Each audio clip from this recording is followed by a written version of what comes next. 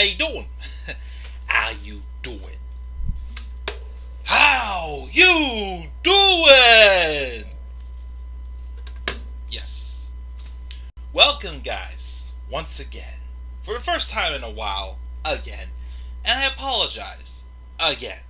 That content is not popping out right now on the channel of the man.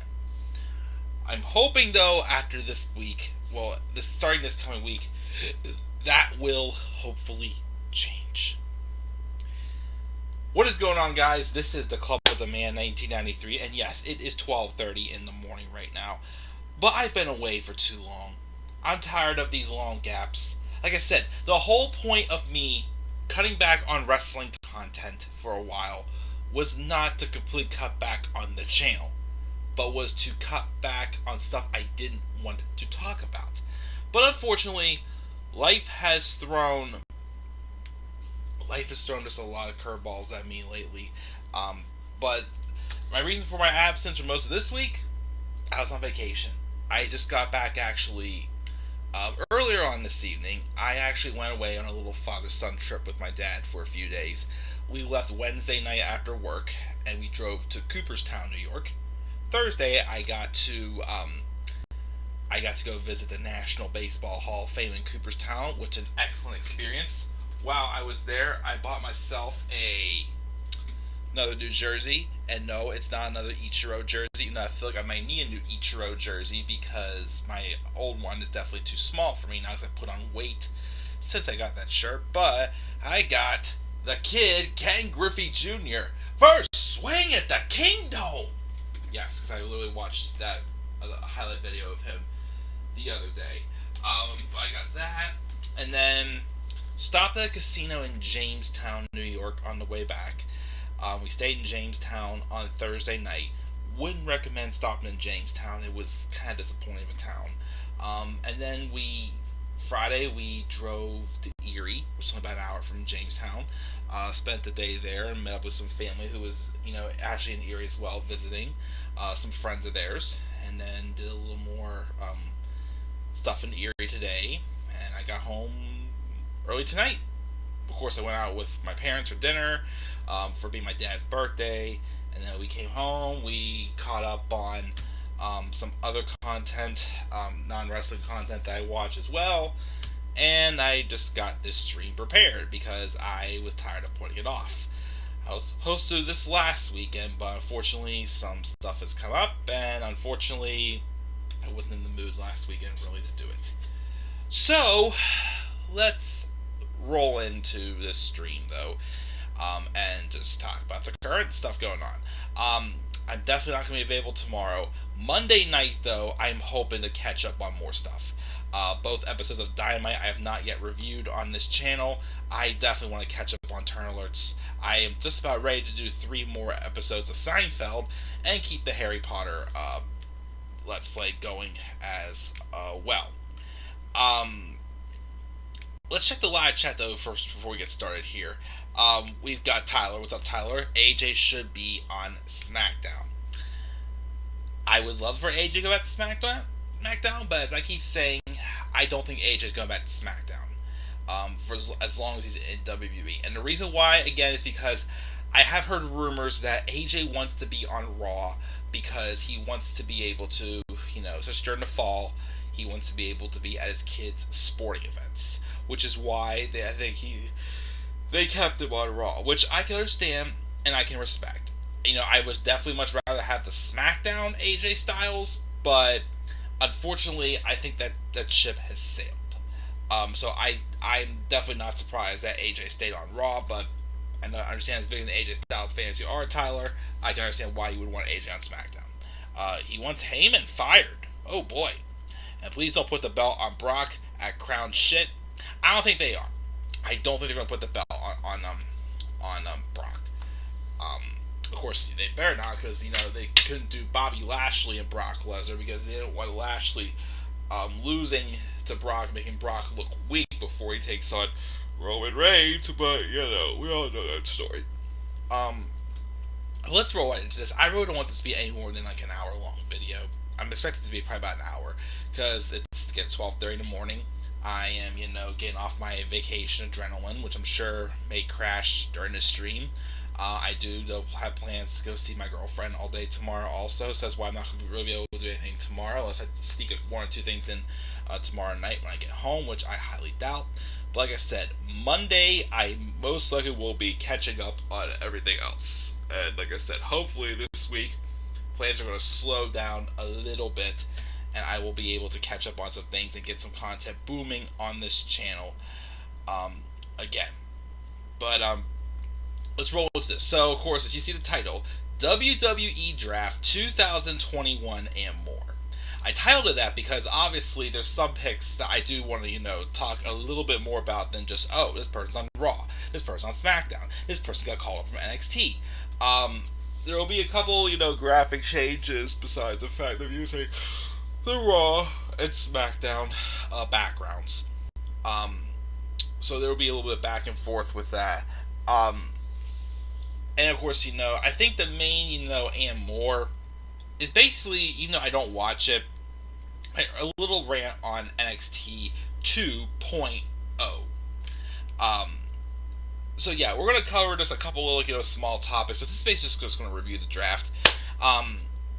So, a fun fact about this draft. Apparently it was announced before this draft even started that this brand split is not going to take place. It's not going to be in effect until right after Crown Jewel. So that first immediately has me going, okay, if that's not going to be the case, why didn't you just wait a few more weeks to do the draft? Why did you have to do it and I'm guessing since then, because I haven't really watched any Raw or SmackDown, since then it's probably been just like, just like Raws and SmackDown that felt like, back in 2019 when they had the wild card roll, that crappy piece of crap. So I'm sure people have been all over the brands ever since. And watching the results of this draft, I did try to watch both episodes. I think I watched the SmackDown episode of the draft. I didn't get to watch the Raw edition of the draft. Nothing's changed. There's a few picks that I did like, a few moves that I did like, but other than that, it's just, it is what it is at this point.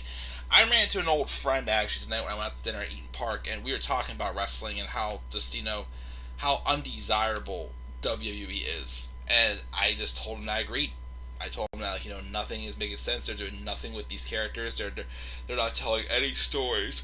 They're not making anyone feel meaningful at all.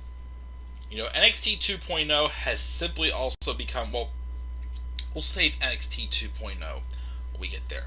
But let's roll into the draft. So what I'm going to do is if I'm going to basically break this down into the Night 1 show on SmackDown, the Night 1 supplemental picks on, I think it was SmackDown, Talking Smack, or whatever they were announced, and then of course do Night 2, and then Night 2's supplemental picks, and of course, review over who are free agents, who was not drafted in this draft. And of course, I will start with Raw, which will start off with Night 1, and we'll talk about Monday Night Raw's picks. Even though they weren't the first pick, SmackDown was the first pick. And of course, who was the first overall pick? Of course, it's Roman Reigns, of course, for SmackDown. We'll talk about, of course, that in a brief second. But for Raw, on Night 1, Raw's first pick was the current WWE Champion, Big E. As we pretty much expected, I didn't see them moving Roman Reigns to Raw. A lot of people thought they would move him to Raw, but with SmackDown, being the big money show right now for you, of course you're going to want Roman Reigns to be, to have SmackDown being his yard now, if you know what I mean. And again, Big E as WWE Champion, I don't hate. Like I said, I just wish they would have made, him feel a little bit more of a bigger star, which what could have helped that is if they had Bobby Lashley get that one really big victory he definitely needed to just to really, cement his main event run. And that was him getting a victory over Brock Lesnar at SummerSlam. Instead, they threw him up against Goldberg in a very forgettable match that was just setting up for another match to do at Crown Jewel that I absolutely have no interest in.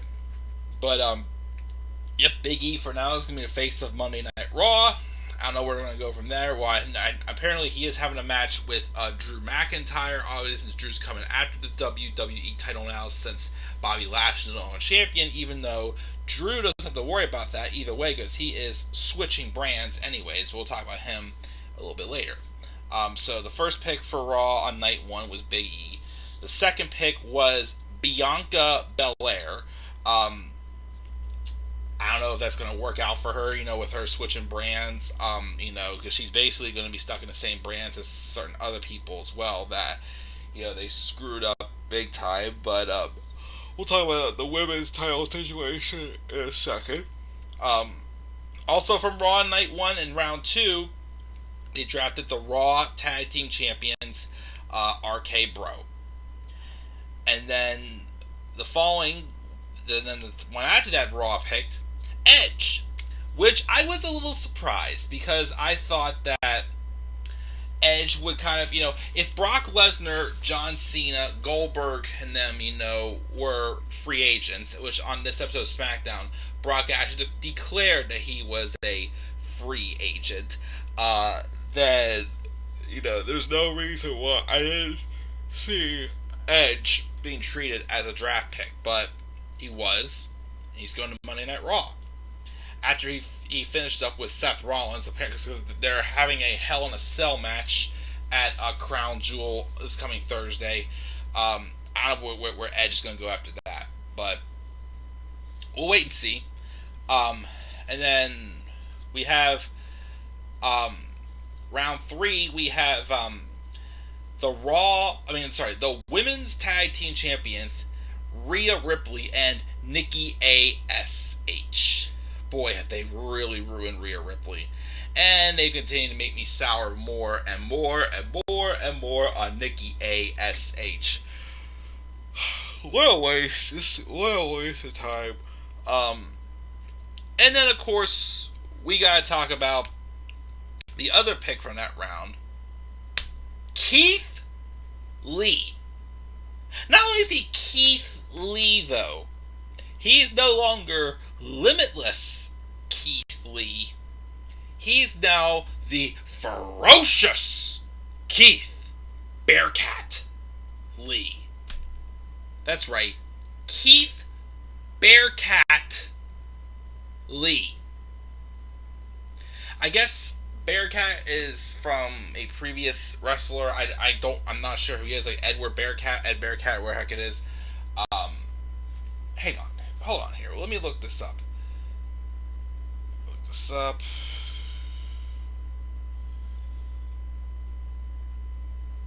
WWE Bearcat. Bearcat Wright?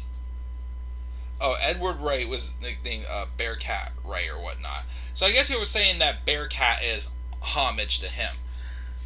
Okay, but what was wrong with Limitless? This is just another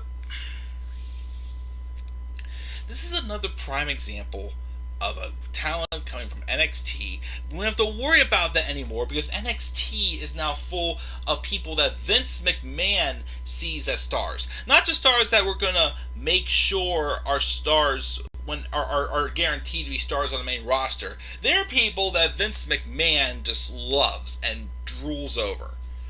And for the longest time, Vince McMahon has been obsessed with making Keith Lee a heel.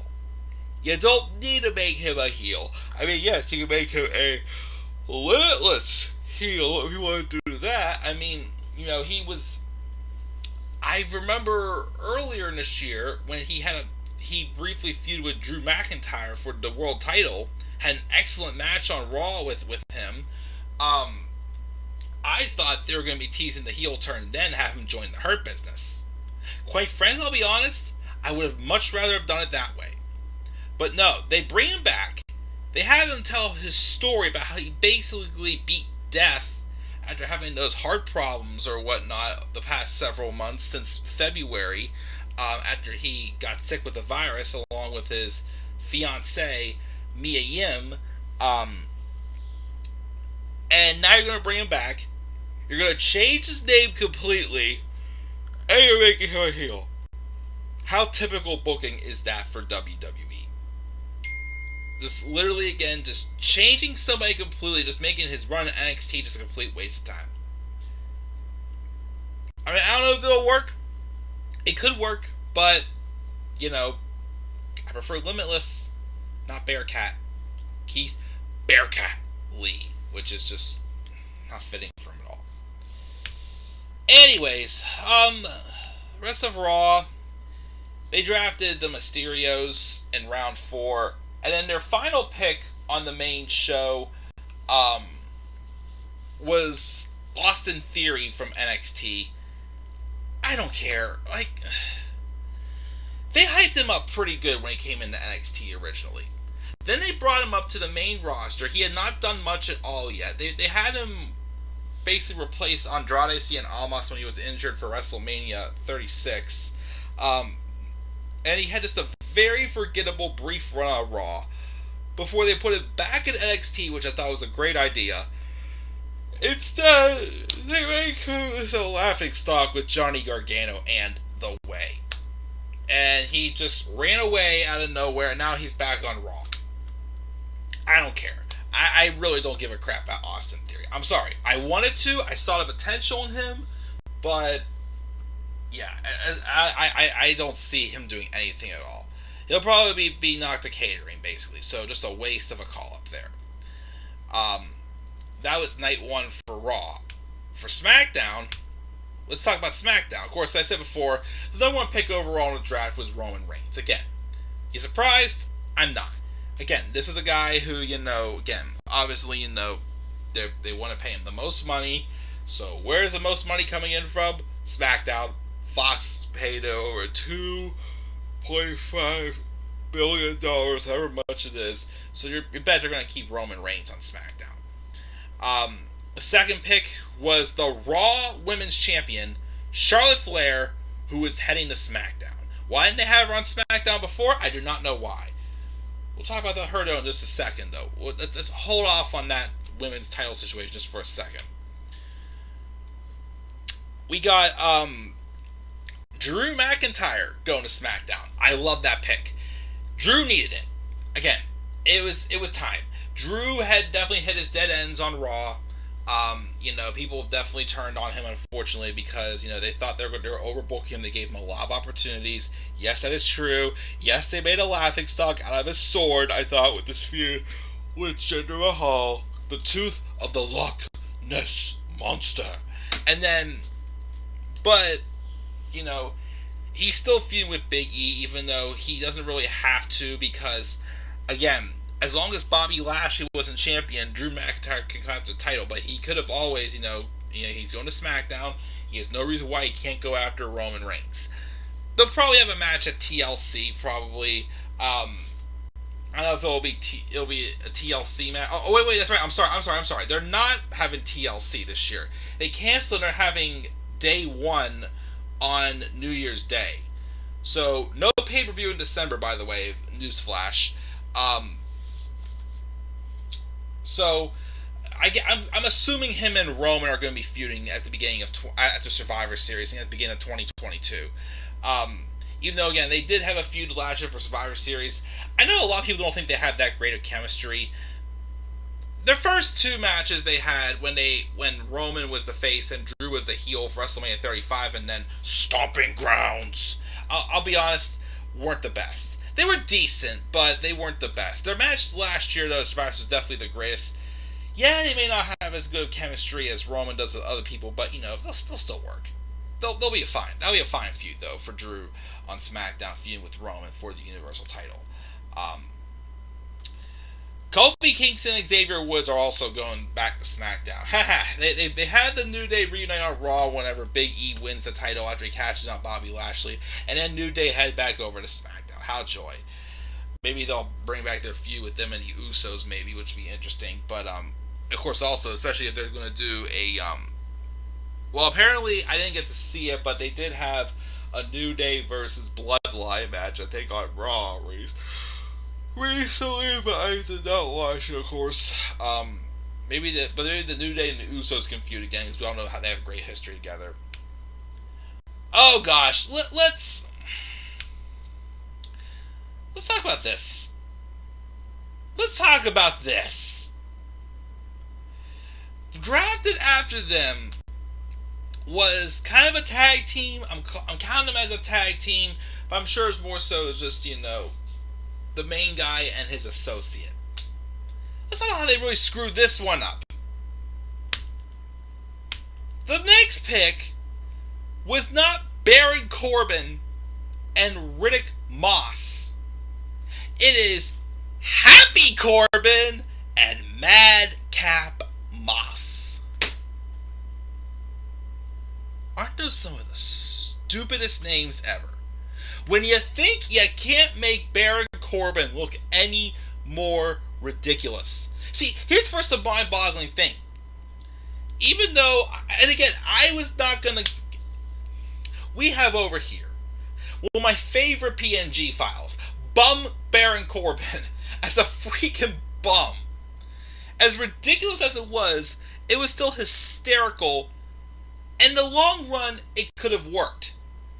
Someone like Baron Corbin, who has legitimate heel heat, white heat, that made him so unliked by fans. Him, going broke and begging for money was actually an intriguing storytelling to try to at least get us behind him. The problem I had, though, was I didn't believe WWE could pull the trigger on and make it good. You had this guy, which I am this close, and I'm probably going to do it tonight. I am this close tempted to put Baron Corbin holding up his cell phone with a credit card scanner on it as a bum as my new cover photo on Twitter.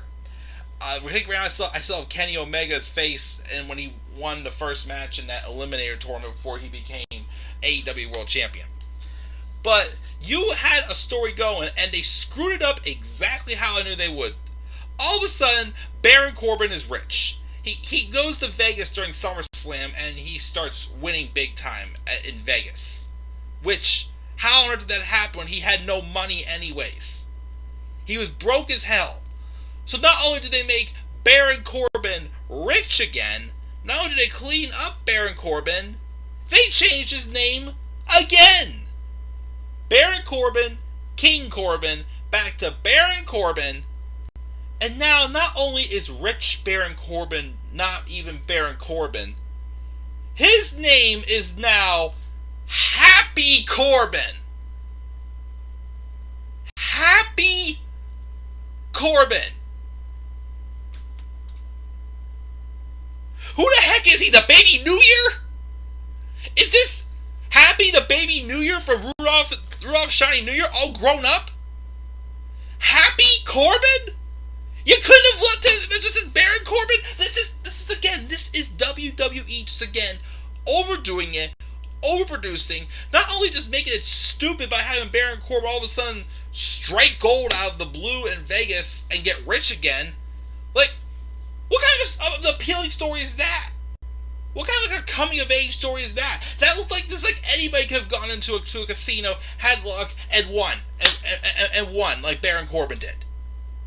It was stupid. And then the only thing I've really seen was him and Riddick Moss, who's now Madcap Moss, just laughing over things that isn't even funny. It's ridiculous. It's childish. It's stupid. Bob Corbin, you see all the way on the left, one of the most priceless PNG images I've ever seen in my life. You know what? Screw it. I'm doing something real quick here.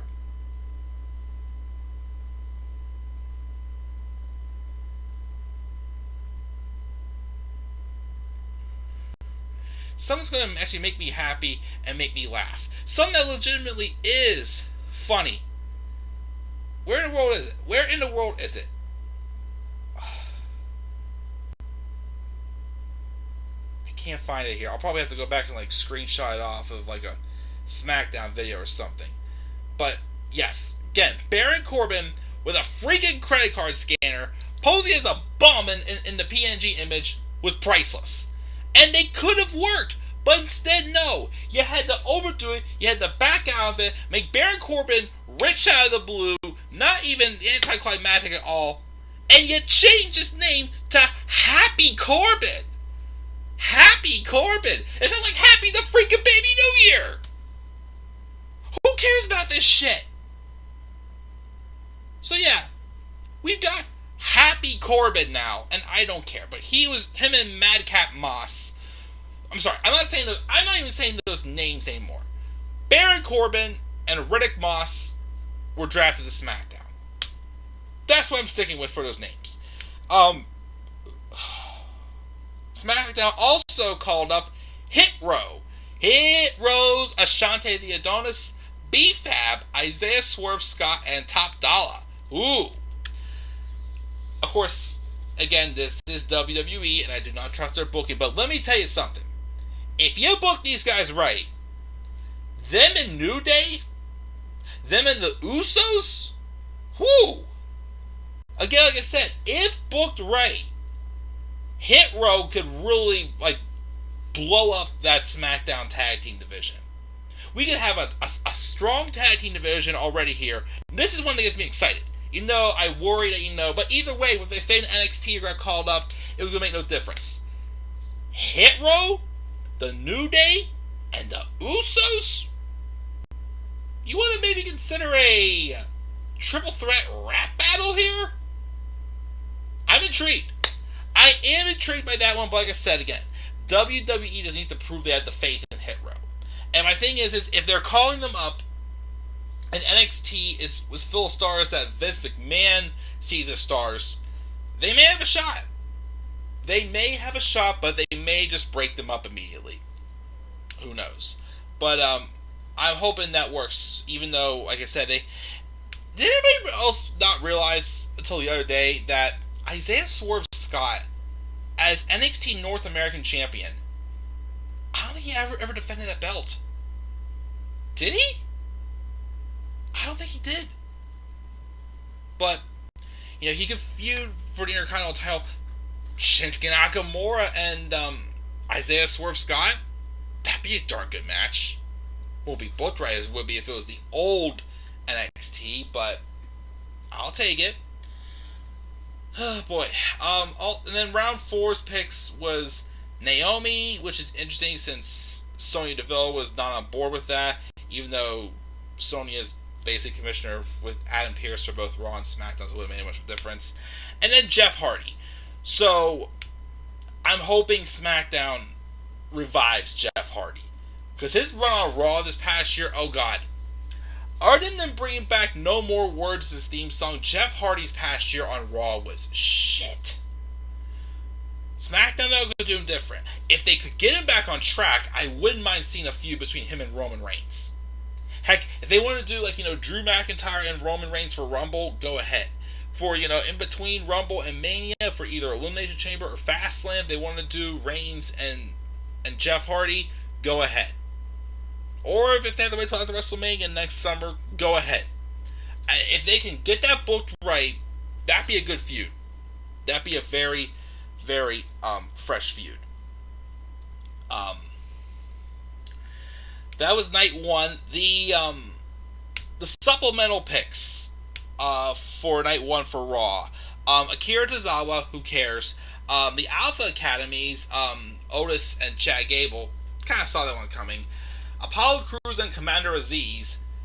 Doudrop, that's right, Doudrop, which I'll do a turn alert on Doudrop, is no longer with Eva Marie, yet she still, I like the name Doudrop, even though Doudrop was supposed to be a name from Eva Marie, insulting Piper Niven. Yeah, that's right, that is her real freaking name, Piper Niven.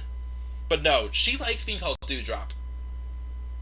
It's pretty much exactly like Chad Gable accepting him as Shorty G.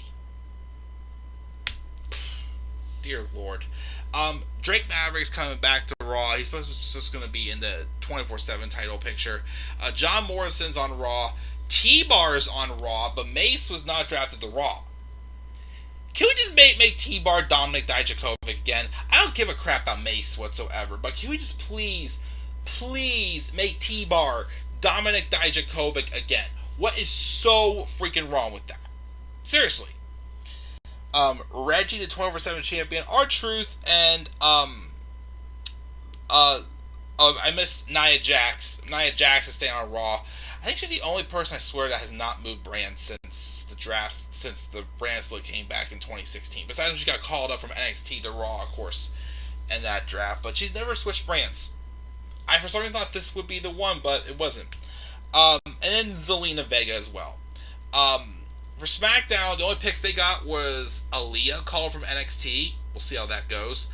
Drew Gulak, Mace, Mansoor, and Mustafa Ali, who was a tag team at the time, but they split them up, and now they're having a match at Crown Jewel just to have Mansoor be nothing more than just WWE's spokesperson when they go overseas.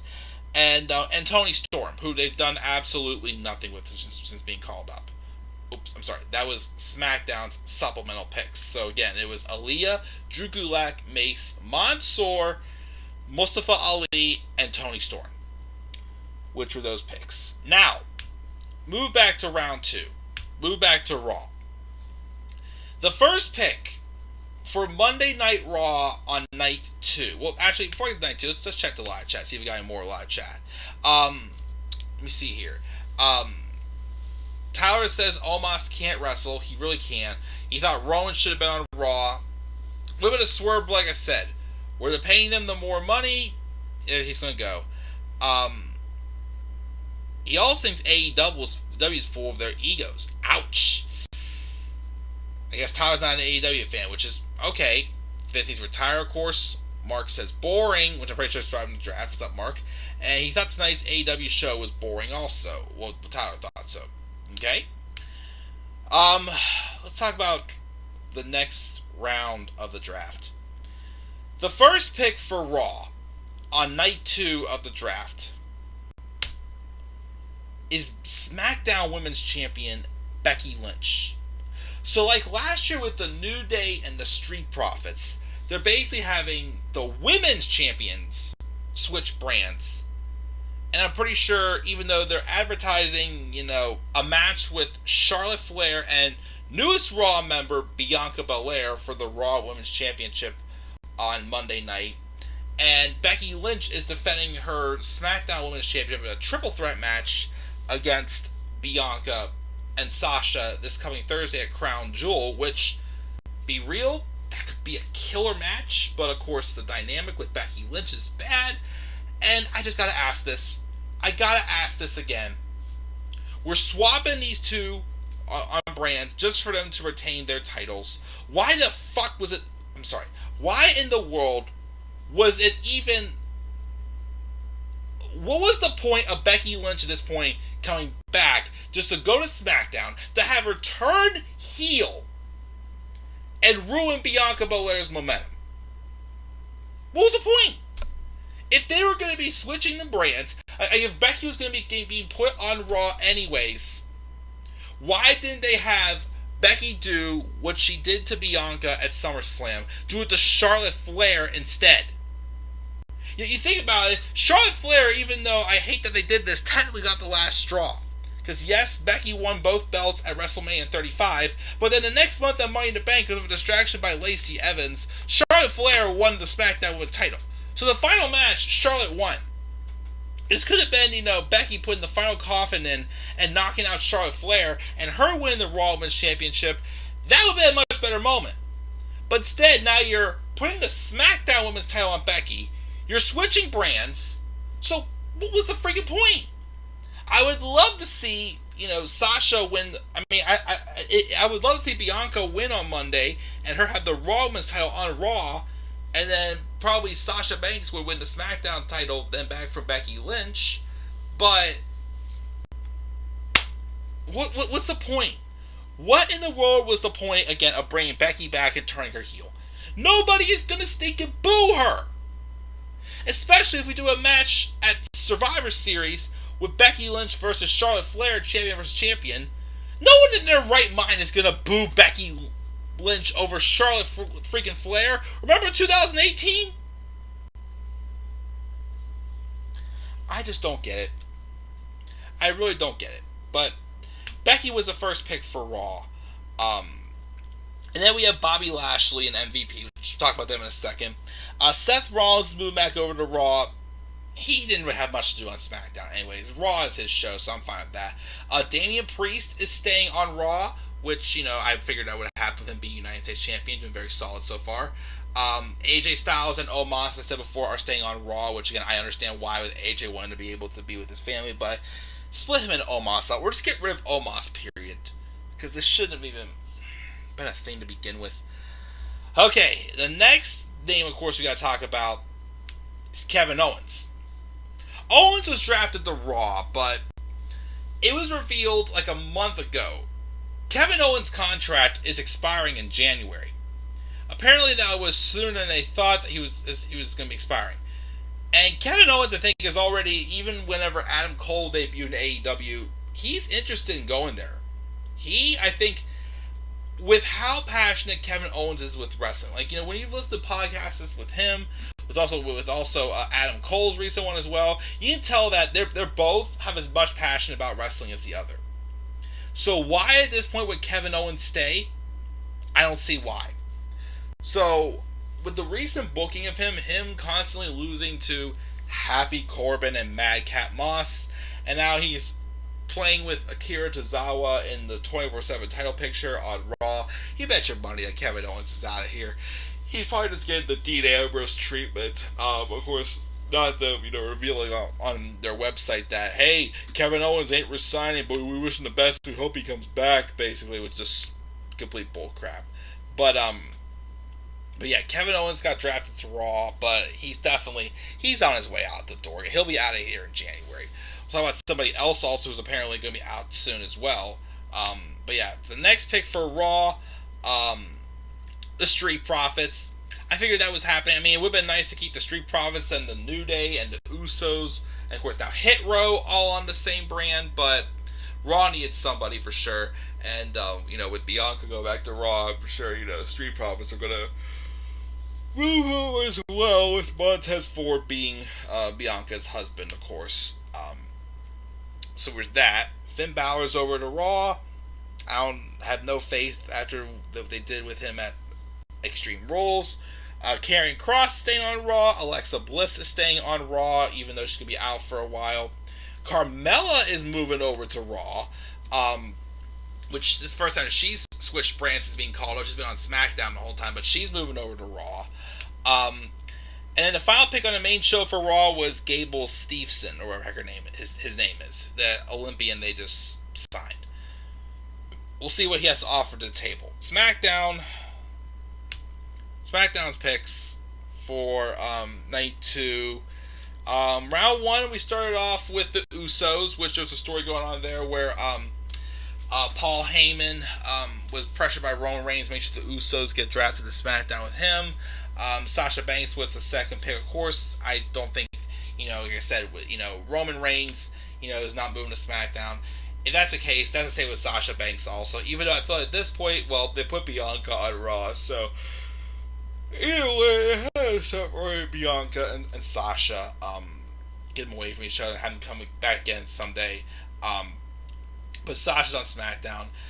Shinsuke Nakamura and Rick Boogs are on SmackDown. Are staying on SmackDown.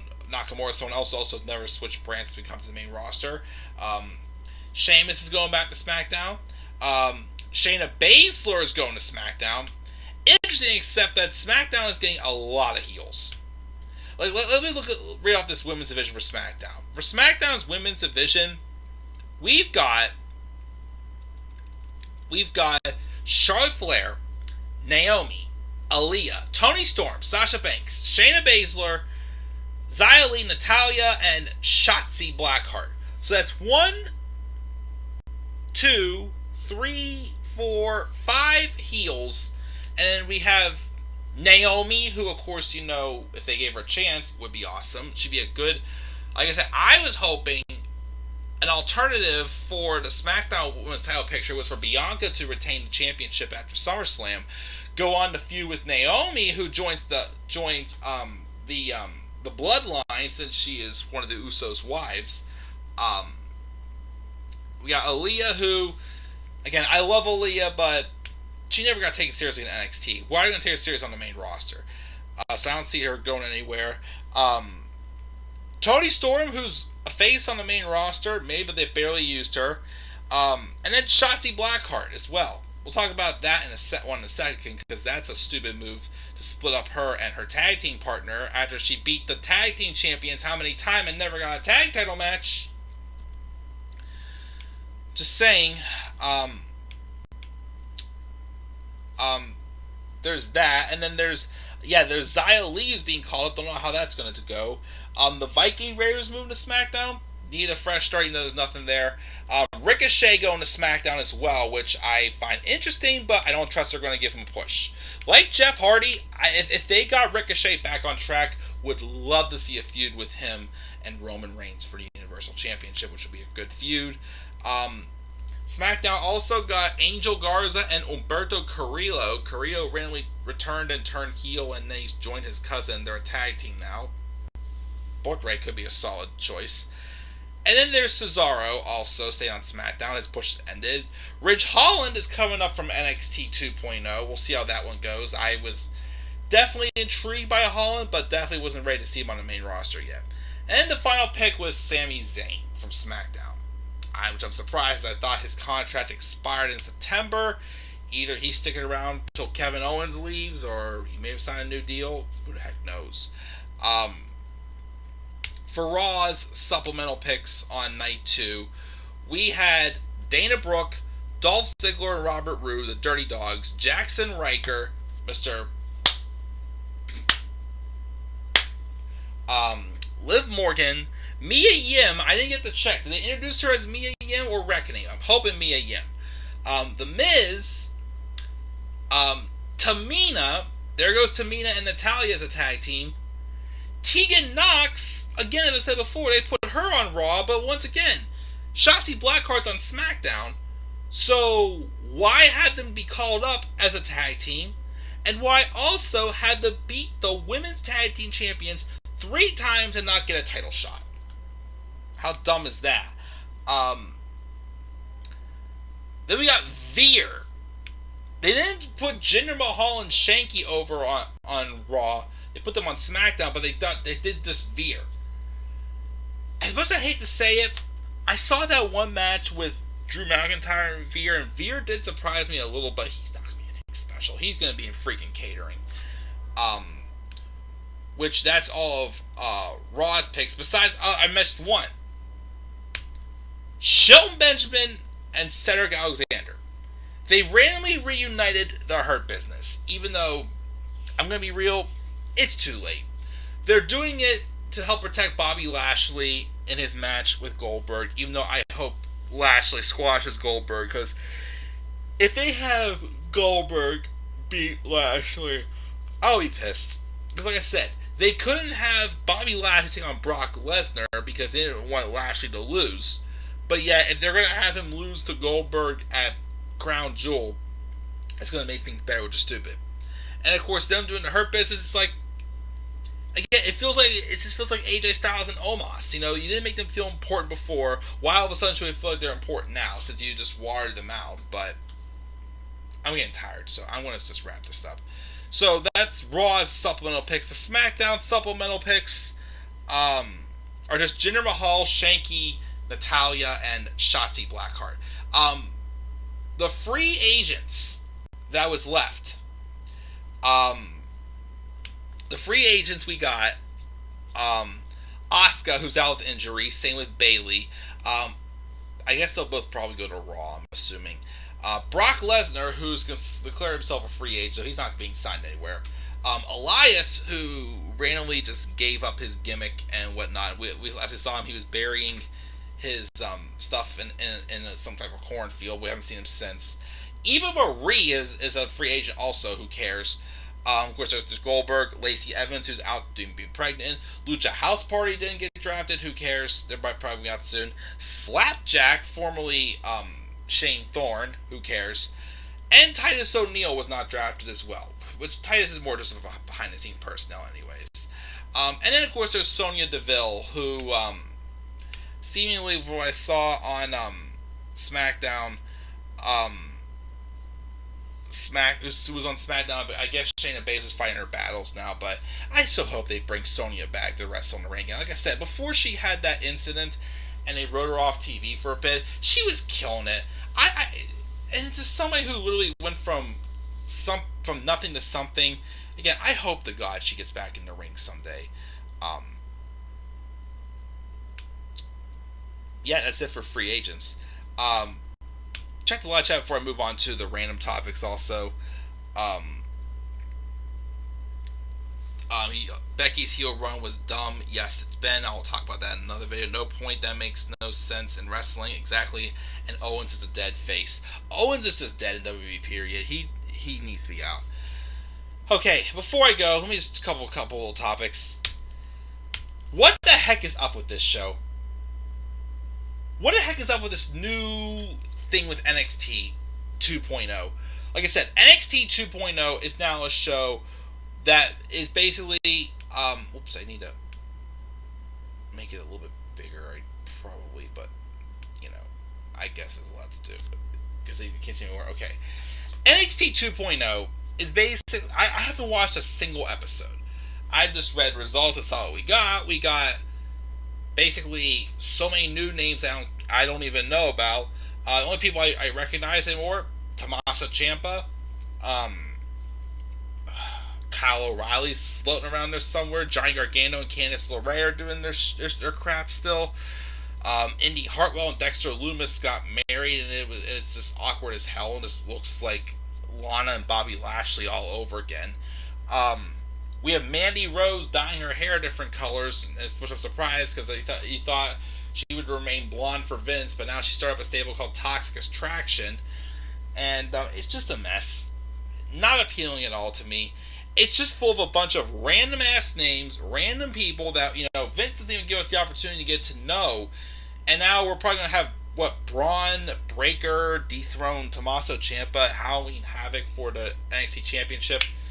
Who cares? Well, speaking of NXT Championship, right before NXT 2.0, debut, when they rebranded NXT, Samoa Joe was NXT champion. But then, out of the blue, he relinquishes the title, claiming injuries. So Samoa Joe, yes, is injury prone, but we haven't heard anything of as far as what Joe was injured with. I think, remember, Samoa Joe was released earlier this year from WWE, and Triple H snatched him before AEW could. He was probably going to be AEW bound. That or Impact Wrestling he was going to go back to. They snatched it back. They basically got me excited again. They had him build a feud for Karrion Kross, which is exciting until Kross lost in his debut episode of Raw to Jeff Hardy, and then they stripped him of the title. You find that very coincidental, especially since Vince McMahon has taken over NXT also, that they would just strip Joe of the title randomly, because, they definitely have no faith in him. This is just me basically saying now that Samoa Joe returned to NXT was just a total waste. He shouldn't have even come back. He should have just stayed away and just gone to AEW or Impact. Someone who didn't leave, though, which I'm surprised, was Pete Dunne. Pete Dunne, apparently, his contract expired around the same time as Adam Cole's. But he signed a new deal, which I'm surprised because, I'm going to keep saying this, Pete Dunne, better person, was just directionless. Yes, I was excited and intrigued by him turning heel again at Halloween Havoc in 2020, but they've done nothing with him since.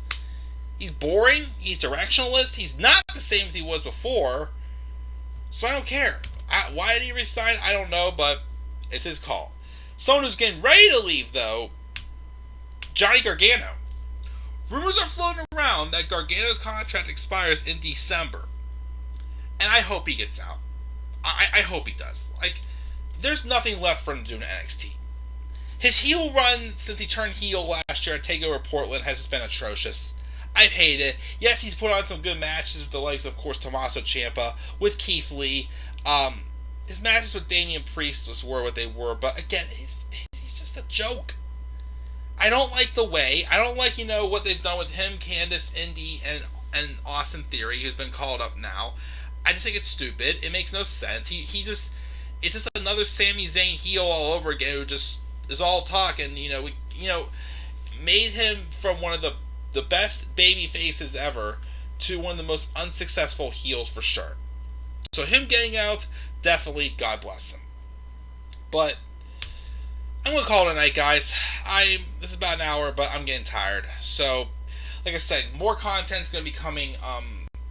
Definitely probably Monday. Catching up on AEW reviews. I gotta catch up on turn alerts. Keep the Harry Potter stuff going and Seinfeld stuff going. So that's that. And yes, Vince does hate everybody Triple H made because Vince didn't make them. But I'm gonna do it, guys. Again, I'm tired. I'm going to bed. What are your thoughts on this video? What are your thoughts on the draft? Make sure to leave your thoughts down in the comment section below. Slap a like on the video and subscribe for more content on my channel. Follow me on Twitter at TheMayorMoney3. I'm checking out, guys. I'm going to bed. I love you guys. Have a great night. Peace out, everybody.